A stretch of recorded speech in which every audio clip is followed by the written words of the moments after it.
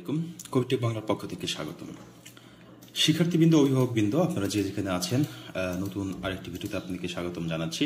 একটি পরিস্থিতি যেটা আলোচনা করা একান্তই জরুরি বা জরুরি মনে করেছে, সেটি হচ্ছে এইচএসসি 2024 সালের পরীক্ষার সময়সূচি পরিবর্তন করা হবে কিনা। মানে আপনার পরীক্ষা পরিবর্তন, যে 30শে জুন পরীক্ষার রুটিন দেওয়া হয়েছে, সেই রুটিনটা আসলে 30শে জুন অনুষ্ঠিত হতে যাচ্ছে কিনা সেটা আমরা একটা আলোচনা করতে যাচ্ছি। কয়েকটা দিক বিবেচনা করলে আমরা বুঝতে পারতেছি আসলে কি ঘটনা ঘটতে পারে।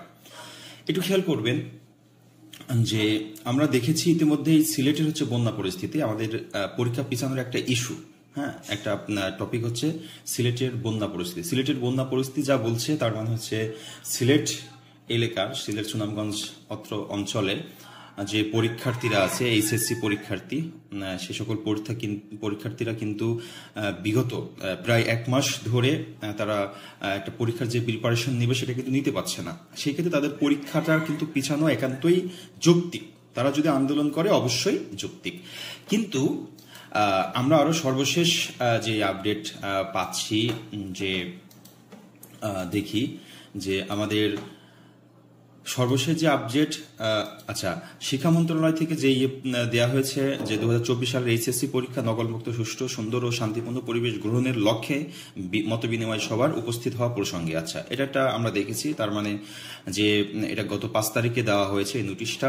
তো 30শে জুন পরীক্ষা অনুষ্ঠিত হবে, সেই লক্ষ্যেই কিন্তু এই মত বিনিময় সভার করা হয়েছে। হ্যাঁ, মানে আয়োজন করা হয়েছে। এটা একটা সরকারের পক্ষ থেকে বা শিক্ষা মন্ত্রণালয়ের পক্ষ থেকে একটা পরীক্ষা 30 তারিখে হবে, এটা একটা জোরদার দাবি। আর আমরা দেখেছি হচ্ছে আমাদের যে পরীক্ষার রুটিনে আমরা দেখেছি আমাদের 30/6/2024 তারিখ থেকে পরীক্ষা আমাদের শুরু হচ্ছে।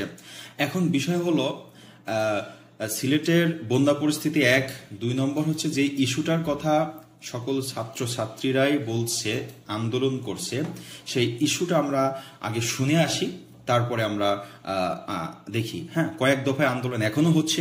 আসলে আন্দোলন করার পক্ষেও শিক্ষার্থীদের একটি যৌক্তিকতা রয়েছে। তারা বলছে বিগত বছরগুলো যে সকল স্টুডেন্টরা এইচএসসি পরীক্ষা দিয়েছে, তাদের থেকে এই বছরে 24 সালের পরীক্ষার্থীরা 2 মাস প্রায় সময় কম পাচ্ছে। এটাও তাদের একটা যৌক্তিকতা রয়েছে, কি তারা কেন 2 মাস সময় কম পাবে, তাদের তো একটা রেজাল্টের একটা বিষয় আছে।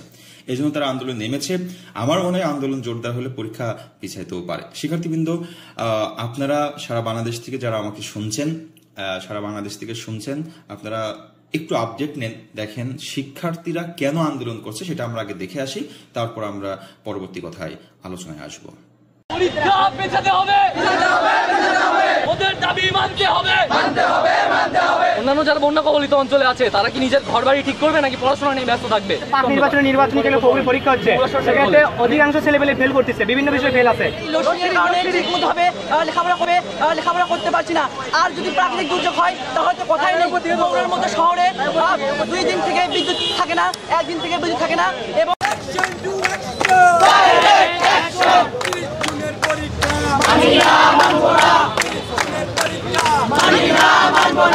একটা শিক্ষার্থী যদি ফেল করে, দেন পরে তার রেজাল্টের জন্য যদি তাকে সুইসাইড অ্যাটেম্প করতে হয়, সেই দায়ভার কি সরকার নেবে? সরকার নেবে না। তো আমার স্বপ্ন যদি থাকে বুয়েট, আমার স্বপ্ন যদি থাকে মেডিকেল, তাহলে তখন তো আমার আত্মহত্যা করা ছাড়া আর কোনো উপায় থাকবে না। ইন্টারের 2 বছরের সিলেবাস আমাদেরকে 17 মাসে ধরে দেওয়া হয়েছে। কেন আমরা কেন বৈষম্যতার শিকার হব? আমাদের থেকে ভালো ফলাফল আশা করে, তাহলে আমরা চাই একটু টাইম দেওয়া হোক। সেটা আপনারা কথায় আলোচনায় আসবো।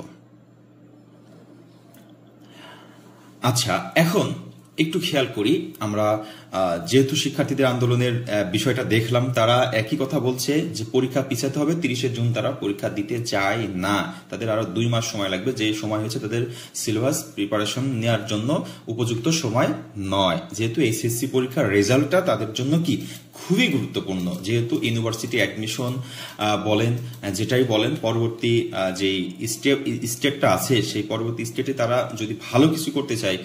একজন শিক্ষার্থী বলছে, আপনারা শুনছেন, যে আমি মেডিকেল বুয়েটে পড়তে চাই, কিন্তু আমার রেজাল্ট যদি A+ না আসে, আমি মেডিকেলে পরীক্ষা দিব কেমনে?